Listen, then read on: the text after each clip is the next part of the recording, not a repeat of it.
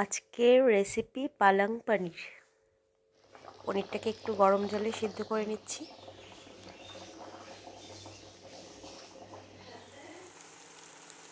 পেঁয়াজ আর রসুনটা তেলে দিয়ে ভেজে নিচ্ছি। আজকের রেসিপি পালং পনির। এই যে পনিরগুলোকে ভালো করে গরম জলে একটু সিদ্ধ করে নিয়ে গরম জলে ভিজিয়ে রেখেছিলাম, তারপরে কেটে নিয়েছি। টমেটো, আদা লঙ্কা বাটা, পালংগুলোকে সিদ্ধ করে জলে তারপরে পেস্ট করে নিচ্ছি মিক্সিতে।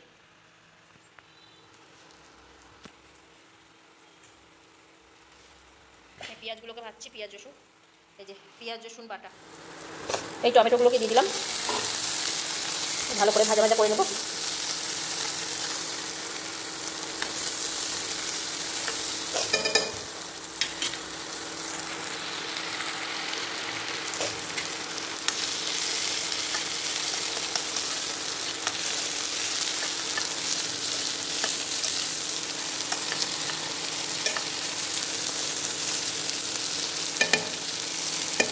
এই আদা দিয়ে দিলাম, আদা লঙ্কা বাটা, আর পেঁয়াজ রসুন বাটাটাও দিয়ে দিলাম। সাথে একটু কাঁচা লঙ্কা দিয়েছি, ওই জন্য একটু সবুজ সবুজ হয়েছে বাটাটা।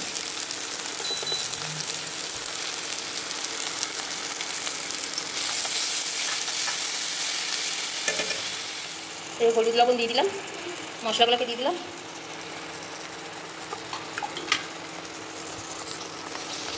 নাড়িয়ে নিই।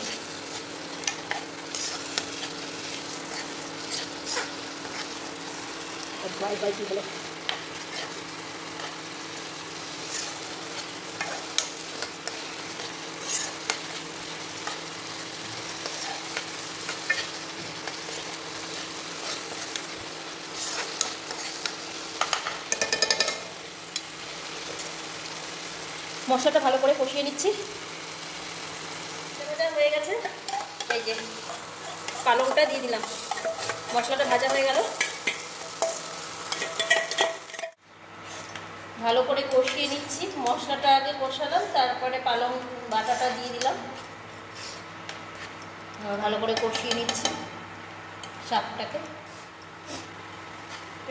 ভালো করে কষানো হয়ে গেল। এবার এই পনিরগুলো দিয়ে দেব।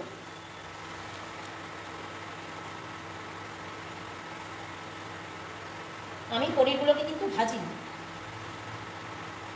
ভাজলে পনির একটু শক্ত হয়ে যায়, অতটা ভালো লাগে না। পনিরগুলোকে আমি গরম জলে একটু চুবিয়ে রেখেছিলাম।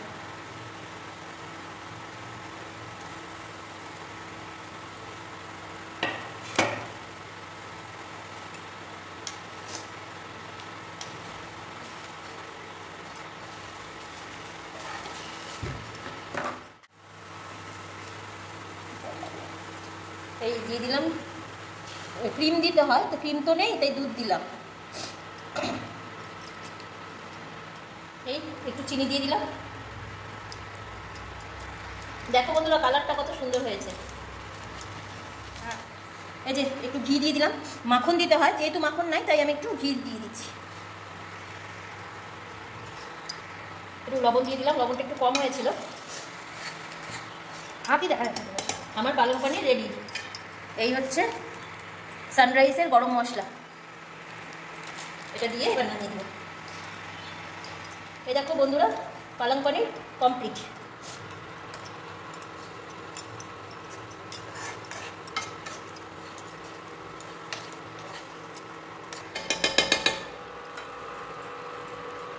এই যে পালং পনির কমপ্লিট। তোমরাও অবশ্যই করে খেয়ে আমাকে কমেন্ট করে জানাবে।